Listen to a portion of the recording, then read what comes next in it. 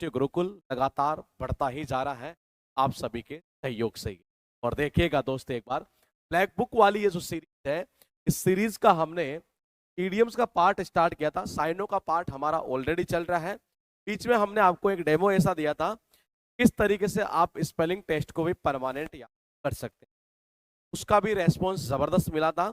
बहुत जल्द हम आपको दिखाएंगे कि हम क्या आर्टिकल का जो टॉपिक है, यानी कि जो आर्टिकल्स जो है पॉलिटी के अंदर, क्या उनको दिमाग में परमानेंट फिट किया जा सकता है, और इस तरीके से फिट किया जा सकता है कि आप कभी भूलेंगे ही नहीं। बिल्कुल सही सुन पा रहे हैं, इस देसी जुगाड़ वाले ने मामला उसका भी फिनिश कर दिया।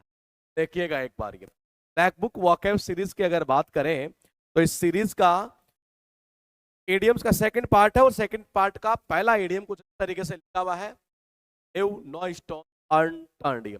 का अर्थ निकलता है हर संभव प्रयास करना। ये देखो क्या कहना चाह रहा है, ये कहना चाह रहा है, क्या कहना चाह रहा है, try every possible course of action order to achieve something, make all possible effort. ना संभव हो सकता है उतना सारा का सारा एफर्ट लगाना, पसीना एक करना, यानी इसका अर्थ निकलता है हर संभव प्रयास करना।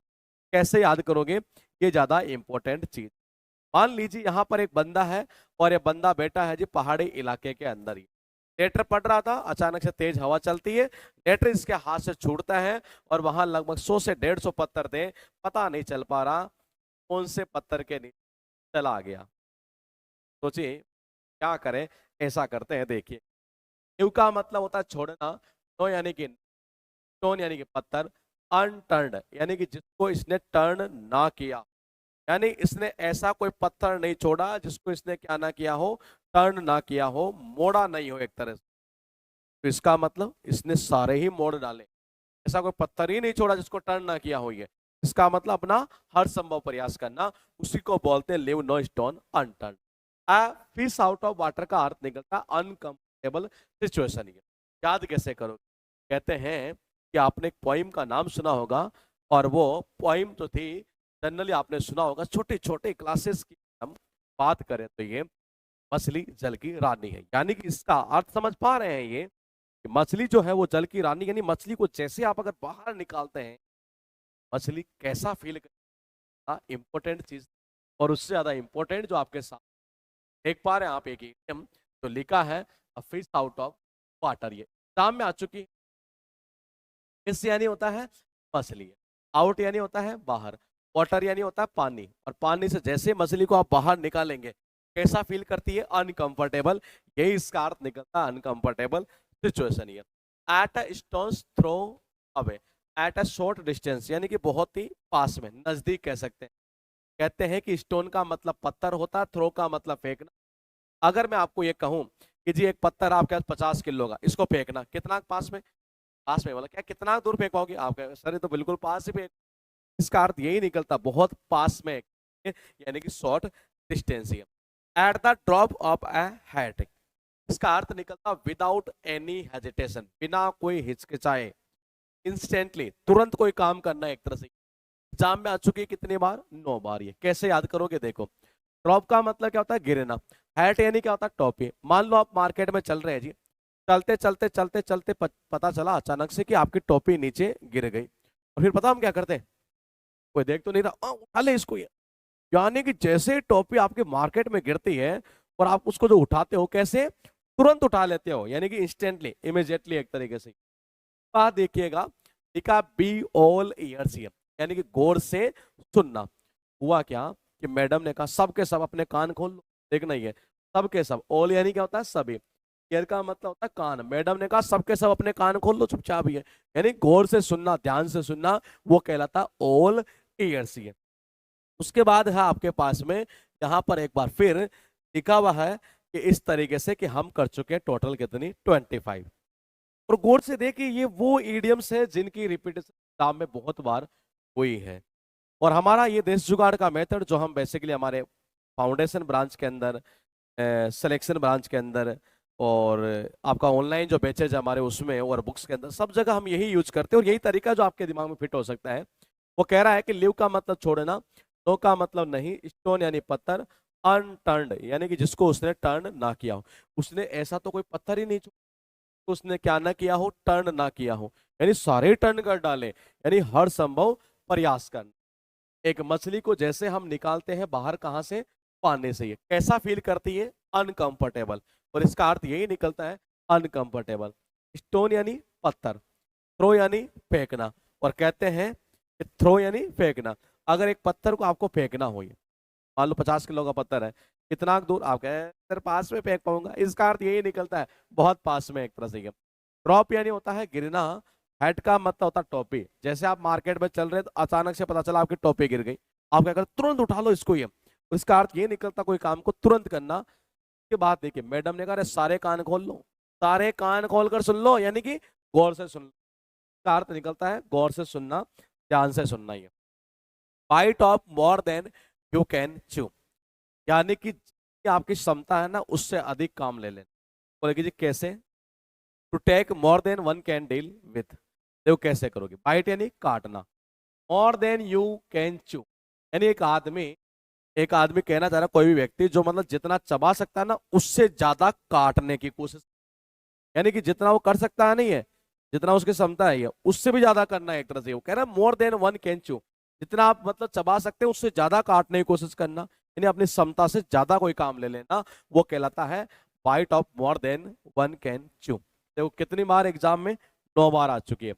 बाय फिट्स एंड स्टार्ट्स, इसका अर्थ निकलता है इरेगुलरली, अनियमित रूप से। ये कितनी बार आया एग्जाम में, 9 बार। अब याद कैसे करोगे, देखो इसको याद करने के तरीके दो हो सकते हैं। एक तो ऐसे भी हो सकता है, जैसे मान लो कई बार आदमी क्या होता है, फिट हो गया नहीं है, फिर क्या करता है, जिम छोड़ देता है, फिर 2-4 दिनों बाद में या 2 महीने बाद में फिर स्टार्ट कर देता है, फिर फिट होने के लिए फिर स्टार्ट करता है, यानी काम को कैसे करता है, इरेगुलरली, अनियमित रूप से। ये लिखा है आपके पास है कॉक एंड बुल स्टोरी, बार आया एग्जाम में, 9 बार आया है, बार 9 बार। ये कितनी बार, 9 बार। अब बोलेगी याद कैसे, तो देखिए एन इम्प्लॉसिबल स्टोरी, प्लस इम्प्लॉसिबल यानी कि जो असंभव हो, मनगढ़ंत हो एक तरह से। ये कोई ऐसी कहानी जो बिल्कुल मनगढ़ंत हो, के ऊपर आप भरोसा कर ही ना पाए, अनबिलीवेबल, एब्सर्ड कह सकते हैं, बेतुका एक तरह से, कोई सेंसिबल वाली बात ही ना हो, तो इसका अर्थ निकलता है कोई झूठी कहानी एक तरीके से। ये कैसे याद करोगे, मान लो कोई आपका दोस्त है जी, एक दिन क्या हुआ, अपने घर पर गया जी, आपके साथ रहता था लेकिन गया कहाँ पर, घर पर गया। जब वापस लौटता है तो पता क्या कहता है, ये भाई भाई, बोले क्या, एक कहानी सुनाऊं तेरे को, हाँ आज जब मैं घर में गया ना इस बार, ये मैंने वहां लड़ाई देखी। बोले कि जी किसकी, बोले कि जी कॉक है यानी कि मुर्गा, बोले यानी सांड। ये वो कह रहा मैंने मुर्गे और सांड की लड़ाई देखी, क्या आपको भरोसा होगा, नहीं होगा। उसकी कहानी कैसे लगेगी, झूठी कहानी, मनगढ़ंत कहानी है। उसके बाद देखना फेयर वेदर फ्रेंड, ये अर्थ ये है, मामला ये है कि 9 बार एग्जाम में आ चुकी है। इसका अर्थ निकलता है फ्रेंड्स इन गुड टाइम्स, यानी अच्छा समय होगा ना, ये तभी मित्र है, बाकी नहीं है, स्वार्थी मित्र। यानी देखो ये फेयर का मतलब होता है अच्छा, वेदर यानी होता है मौसम, फ्रेंड यानी होता है मित्र। वो कह रहा है कि जब मौसम अच्छा होता है ना तभी भाई साहब वो फ्रेंड मेरा साथ देता है, मौसम खराब हुआ और साथ छोड़ जाता है। इस टाइप के जो बंदे हैं वो कहलाते हैं स्वार्थी मित्र। ये उसके बाद देखिएगा यहाँ गेट आउट ऑफ हैंड, ये कितनी बार आ चुका है एग्जाम में, 9 बार आ चुका है। कितनी बार, 9 बार। कैसे याद करोगे, इसका अर्थ निकलता आउट ऑफ कंट्रोल हो जाना, ये यानी कि अनियंत्रित हो जाना। और कहते हैं कि जब बच्चा अपने हाथ से निकल जाता है ना दोस्ती, ये तो फिर वो आउट ऑफ कंट्रोल ही होता है। ये देखना, ये आउट यानी बाहर, हैंड यानी हाथ, अपने हाथ से बाहर निकलना मतलब आउट ऑफ कंट्रोल होना, अनियंत्रित होना। ये लिखा है कितना, 30, मोर देन वन कैन च्यू, यानी कि जितना आप चबा सकते हैं ना उससे ज्यादा काटने की कोशिश करना, मतलब आप जितना काम कर सकते हैं, आपकी क्षमता है उससे अधिक काम उठा लेना, वो कहलाता bite off more than one can chew. Fit का मतलब होता है फिट, स्टार्ट यानी कि जी स्टार्ट, यानी वो क्या करता है, मतलब थोड़े दिन तक स्टार्ट करता है जिम को, फिट हुआ फिर छोड़ दिया, फिर 2-4 महीने छोड़ देता है, फिर स्टार्ट करता है, फिर फिट हुआ फिर छोड़ दिया। काम कैसे होगा, इरेगुलरली यानी कि अनियमित। आपके दोस्त ने कहा कि भाई आज जब मैं गया नहीं है तो मैंने लड़ाई देखी, बोले कि जी किसकी, बोले कि जी यार भाई मैंने मुर्गे और सांड की लड़ाई देखी। अच्छा तो क्या मुर्गे और सांड की लड़ाई हो सकती है, नहीं। ये कहानी कैसे लगेगी, एक तरह से बड़ी बेतुकी, एक तरह से झूठी कहानी, मनगढ़ंत कहानी है। जिसके ऊपर आप भरोसा ही ना कर सके। वो कह रहा मेरा फ्रेंड एक है, लेकिन कैसा है, जब अच्छा मौसम होता है ना तभी साथ देता है, बाकी साथ नहीं देता। अच्छा, बोले हाँ मौसम अच्छा, हाँ अरे भाई स्वार्थी आदमी होगा, ऐसा ही है। देखना ही है। आउट यानी बाहर, हैंड यानी हाथ, कोई बच्चा अपने हाथ से बाहर होना, अपने हाथ से बाहर होना मतलब आउट ऑफ कंट्रोल होना, और इसका अर्थ यही निकलता आउट ऑफ कंट्रोल। ये थी वो क्लास जो इडियम्स का सेकंड पार्ट है।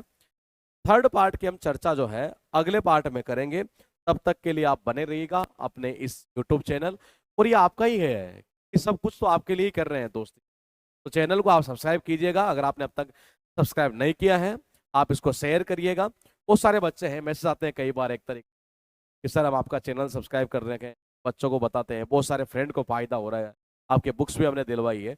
मैं कह रहा हूँ जब फायदा हो रहा है तो फिर करने में कहाँ दिक्कत है दोस्त। और यही वो चीजें हैं जो हमें मोटिवेट करती है आपके लिए कुछ करने में। मेरी एक्चुअल में समस्या क्या है, ऑफलाइन में क्लासेस ज्यादा रहती है, इसलिए मैं ऑनलाइन में कम आ पाता हूँ ये।